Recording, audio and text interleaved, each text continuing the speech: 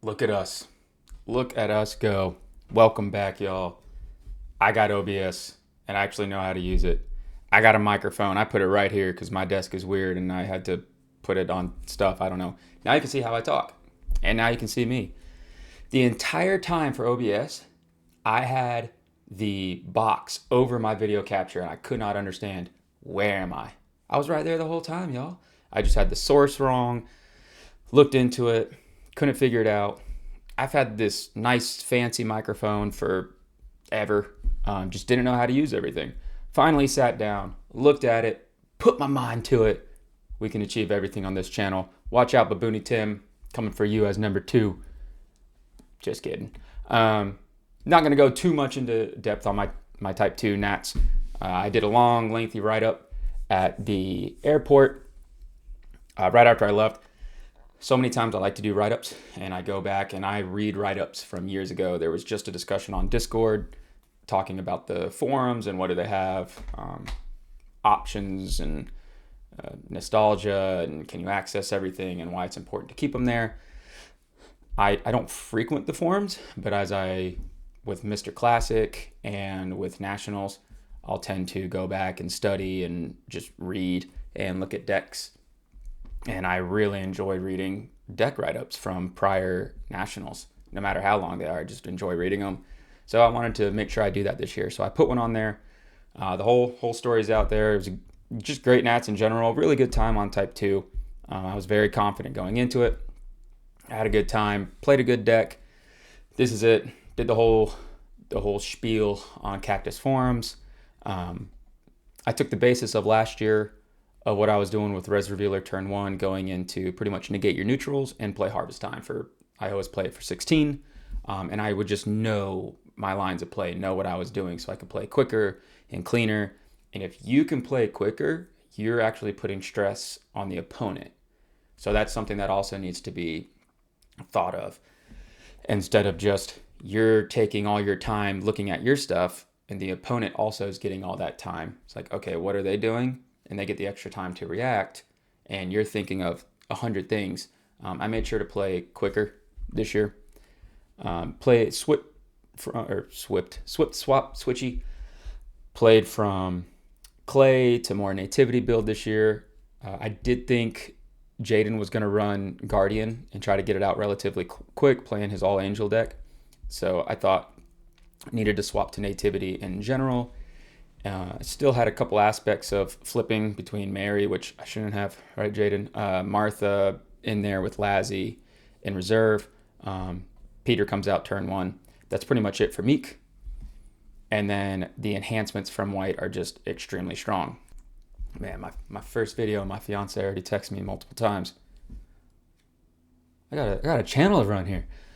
So the White enhancements are very strong between getting protection ×2 with stars for flight into Egypt, Annunciation just strong in general off Nativity, and Angel Appears for just more consistency, plus the angels that you can get from it from both deck and reserve, mass banding, and it works on all your heroes. All these silver and white enhancements, just I didn't think I was going to see any High Priest and Ananias, so I thought silver white enhancements would be very good. They do a lot.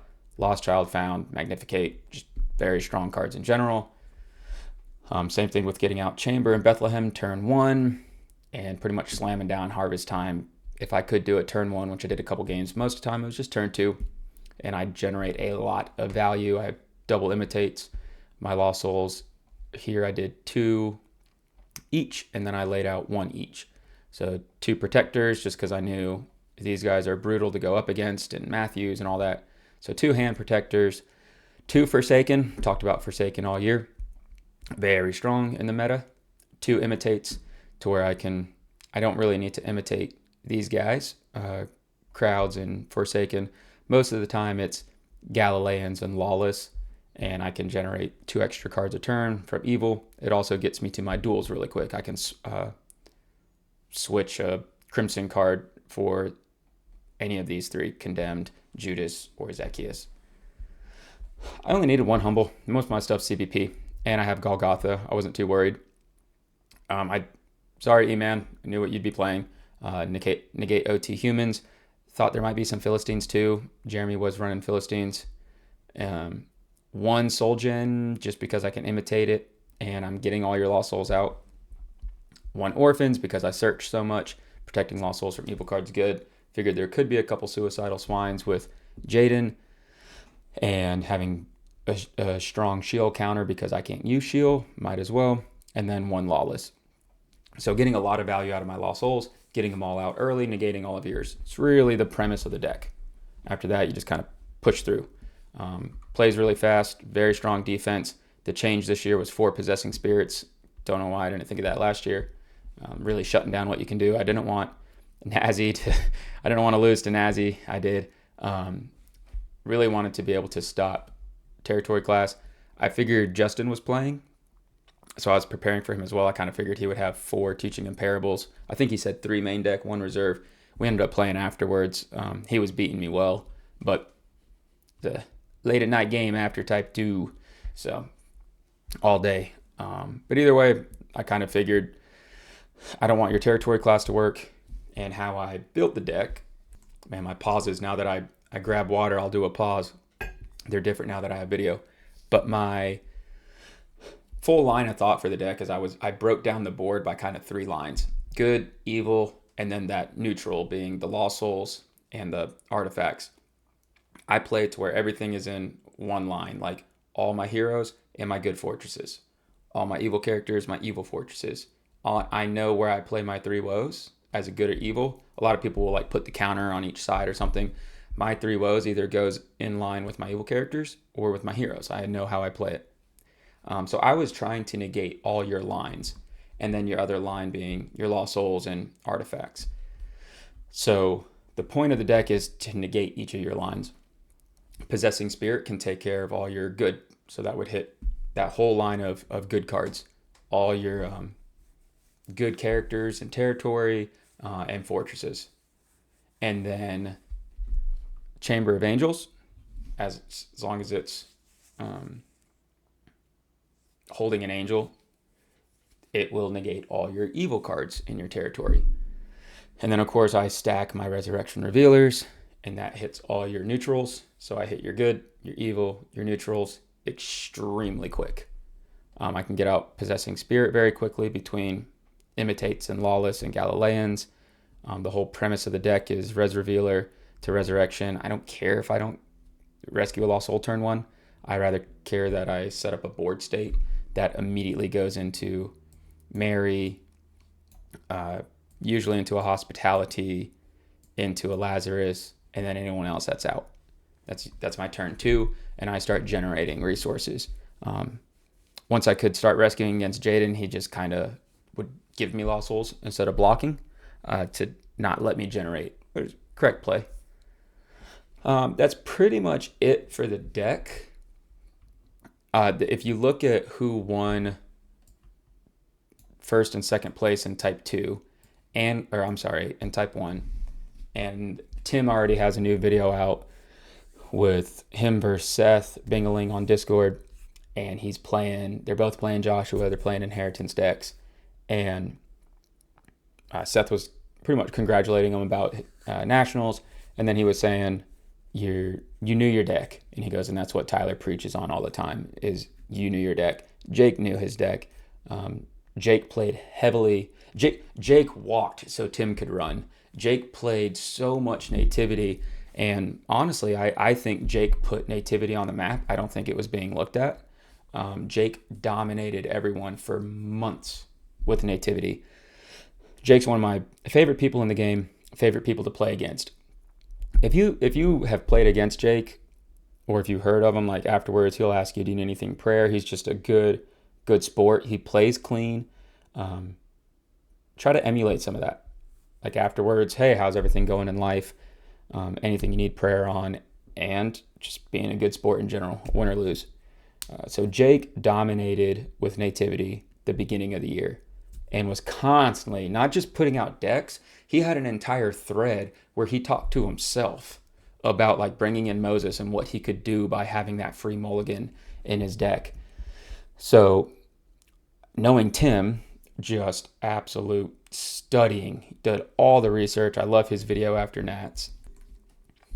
and he was able to just read everything. I mean, Jake was winning tournaments, beating everyone with newspapers, nativity with his black gray. And then Jake, Tim, and Rob Smith made a private Discord, the Three Wise Men. Of course, the Three Wise Men, nativity, beautiful, well done. And they had a private Discord, and they could just talk about nativity being the best. Hated that Rob got sick. Love hanging out with him. Love seeing him. Rob and I talk all the time. We messaging him today. So I think he would have done extremely well too, because he's been on nativity, and he was kind of going back and forth between clay and nativity. And I spoke to him about my type 2. I had a couple type 2s, and really once I honed in on this one, shared it with him, he was like, yeah, this is it. So hate that he missed it. But just if you look at those two players that did make it, they knew their decks. And that's what Seth was saying to Tim afterwards. Like, you knew your deck. Tim put in the most time. Jake put in so much time at the beginning. He got a little busy leading up to Nats. Same with Jay, same with Chad. These great players that just a little busy. Jay and Jeremy swapped decks. I thought both of them would do well. In Type 1, I thought both would do very well. I had Jay as, if he was going to win, this would be his year.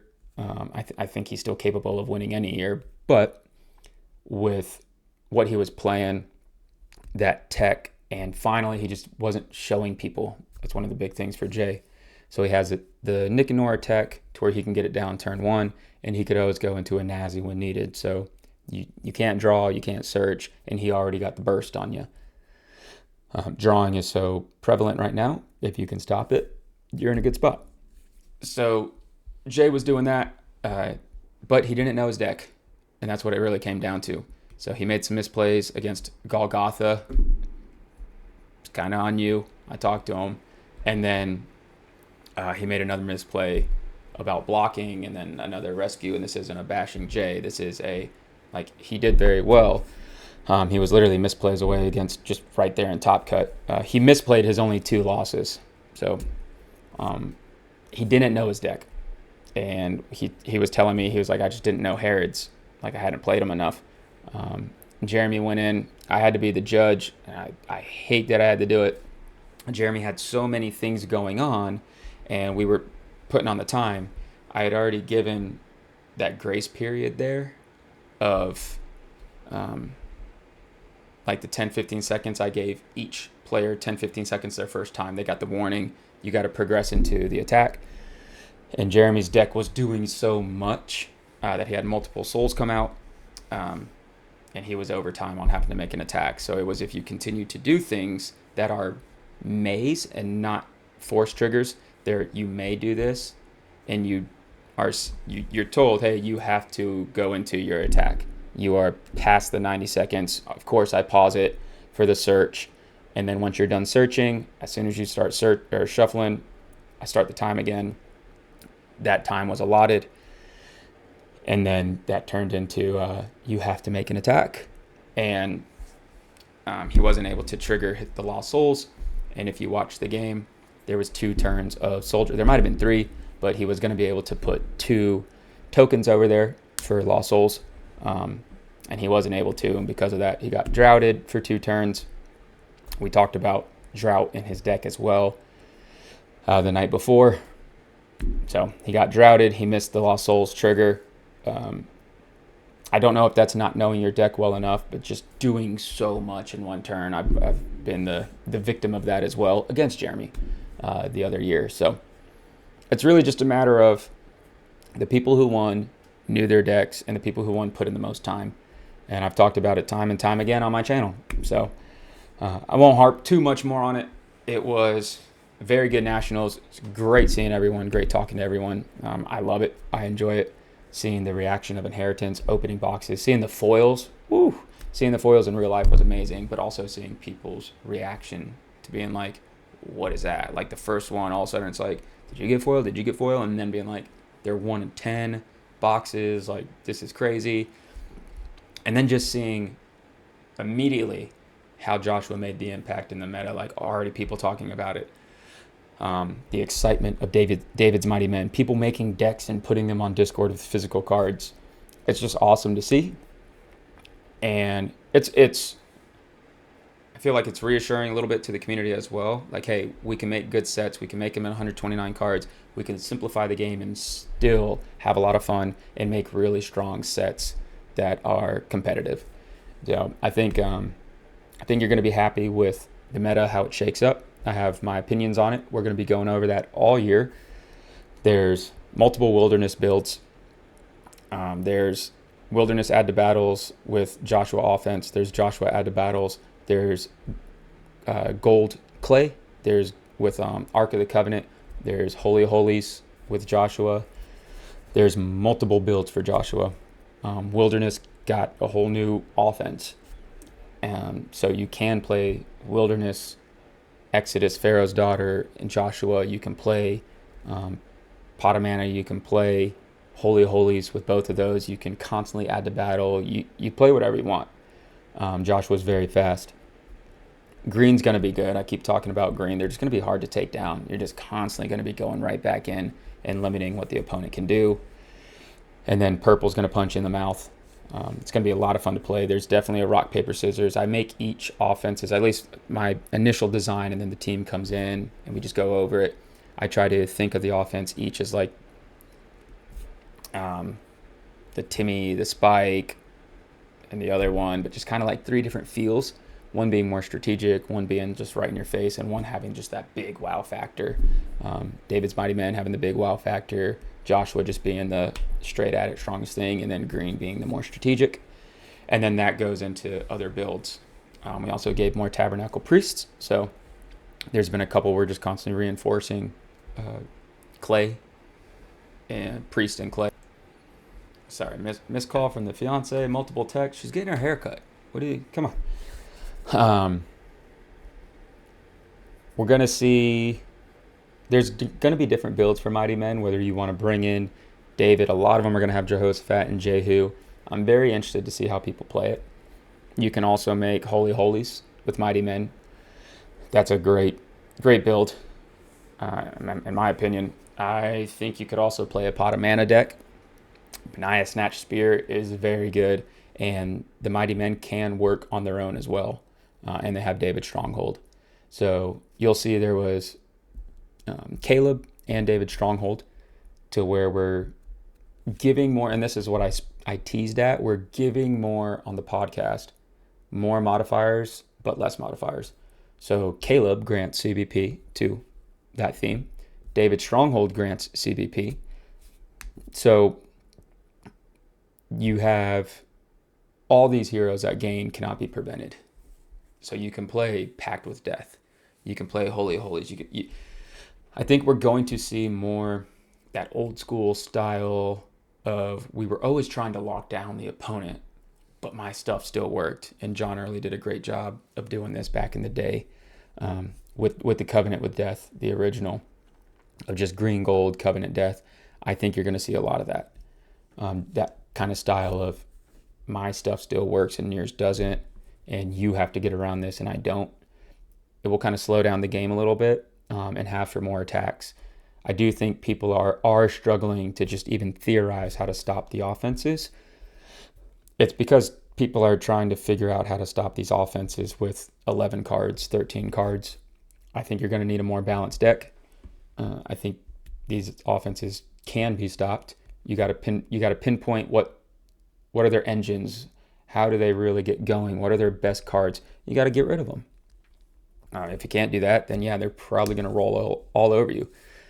Mighty Men's going to pick you apart. Joshua's going to take everything you hold dear, and Green's going to make you just keep tossing stuff and either vow for Samuel, adding to battle, or shuffling the battle. They're just going to keep on coming through in a different way. So we're gonna go through everything, and then people immediately saw Victorious Being. We made a list of what Victorious Being can exchange to because we weren't sure. I wanted an angel that could exchange to an angel. It's been a long time coming, but we also wanted to kind of open it up a little bit. I was concerned about the word prophet, if it needed to be non-human or what, but just simplify it, open up the card a little bit, and it's playable and everything. We don't want to just completely punish GOC and say, all right, you're not using that anymore. No, we still give a little bit of toys here and there. The point is to just open up the meta completely. make it look pretty. We want gold in there. We want green in there. We want purple in there. We want meek heroes. We want nativity. We want all sorts of different defenses. I know we talk about just the game from a biblical perspective of, oh, well, yeah, it's not really fully thematic that Goliath fights John the Fisherman. It's not supposed to be. It's supposed to be characters made from the Bible. It's supposed to be events made into cards from the Bible, all inspired by the Bible, to where we can just play it out and learn about it and teach others. That's really the goal. When we make sets, we try to have that cohesive theme, that feel, whatever the scriptures might be about. But I mean, the starter decks you saw was Moses versus Pharaoh and David versus Goliath. But I don't want the game in a competitive way to be like that. I want you to be able to make a David and Goliath deck and have it be competitive. I want you to make a full Exodus deck and be competitive. Thieves with Gospel is that's just really cool. But Thieves with Joshua is really good. So I want you to be able to play. If you want, you can play an entire theme, whether that's Daniel or whether that's just something completely different. Be able to play what you want and be competitive. So I'm excited for Edomites. Edomals, as I call them, Edomites and animals, which I've said before is already good. Moabites with the chump, and you can play gray, just good gray stuff. Denarius with Moabites, and now we have Canaanites, which I think are really strong, and I think Giants are going to be very good. Just the big band to Arba and Ashkelon and Hebron's good. So take a look at those and what they actually do, and just the amount of drawing you get if you have a patriarch deck that can get out your sites or something real quick, and you can pop down on Damascus or an Ashkelon as a fort, and every time they're searching, you're drawing, your hand size increased every turn, every upkeep you're drawing 3. You can play with just these giants that are going into battle and just beating around these big bands. Like Joshua wants to go, I'm bigger than you. I'm going to take a couple of your best cards and negate the rest. And then Giants can come out and just be like, we don't care. That's thematic. That was Joshua fighting against Giants. Joshua ultimately won. But like that's the whole point. So I'm hoping to see a lot this year in the meta. We just rolled out the set last night, the new set for 2025.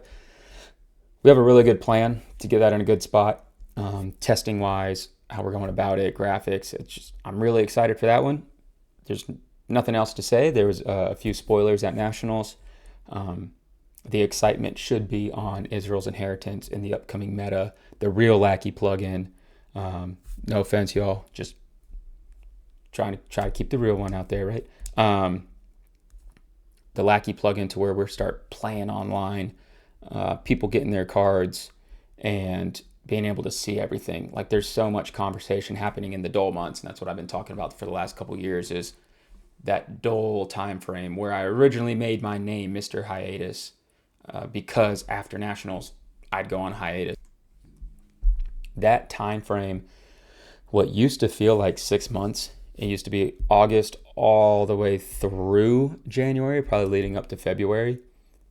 That's done now. Hats off to J2 for doing a lot of fun stuff in between there. But having a podcast, having multiple content creators, the set coming out at Nationals, and then the plugin coming out. Trust me, I wish the plugin came out. I used to think I wish the plugin came out like the day after Nationals. There's 129 cards. I promise y'all would get in there, make decks, play a little bit, and just kind of push it away and keep going. Now people who have the cards get to enjoy them, but also it stirs up that initial trade, stirs up the conversation, and then boom, the Lackey plugin, all done by volunteers, the Lackey plugin's created. And now we can start getting to the Lackey Grand Prix, and people can quickly start making these decks, and then we go into TJC. And I'm not saying the Lackey plugin's coming out before TJC. I'm mostly just saying there's these milestones now with the plugin coming out with the new set. With the Thomas J. Chambers Memorial, that tournament, amazing. Going into just Grand Prix, and then all of a sudden it's like, oh, we're going into tournament season soon. And then we already spoiled Queen T, just having promos come out. There's more excitement throughout the year than there has been. And I think it's a good time to be in the game. I've been saying that it's just constantly what we're doing, what we have going on behind the scenes. We're constantly working, constantly just thinking of the health of the game, the competitiveness, the nature, just overall community and the fellowship of the game. So we're constantly keeping you all as a focus, simplifying the game, making it better, making it fun, easier to get into while maintaining that competitive edge. So even though I just had my Type 2 Nationals decks out here for y'all to look at for, I don't know, however long I've been rambling, really was just a, hey, look, I got my camera, got my microphone, can actually do a little bit more high quality videos. And it's almost like the scene of Elf when at the very beginning, early on in the movie, where Santa goes out, gives everyone Christmas presents, and he comes back and he goes, it's literally Christmas Eve. And he goes, all right, we have 365 days till Christmas. And they all start cheering. We have 365 days till Nat. Well, we got less than that now, but we got like just about a year for Nats. Let's start preparing. So that's what we're going to be doing on the channel this year, of diving into the meta, being competitive, showing different type of ratios this year, how I think balanced decks are going to come in. What is a balanced deck? What is D heavy? What kind of ratios? I think the ratios changed this year from what we've seen in the past. I don't think we're going straight into burst. I think there's very good Rain Becomes Dust decks out there. So I think there's a lot of good decks, and we finally grasp GOC, and we know IR. So let's just dive right into II. Let's piece it all together and really create the meta, not solely on this channel, but I'm going to be pushing out decks, probably not as frequently as I used to. For sure, one video a month. I'm going to try to do 2 videos a month. I think is healthy for me between set design and just life. I'm going to be getting married in May, so making sure everything's healthy to where I don't overload myself. And I'm going to be focusing a little bit more on Type 1 this year in general. So with that being said, we got it fixed. We're on camera. Simplest fix ever. I just laid over my camera, and all I had to do was hold shift to move my screen around to where it actually matched. So hopefully this is loud and clear. Audio was good. First one, I did a few test runs. Happy to see what this year has in store. Y'all be good. See you next time.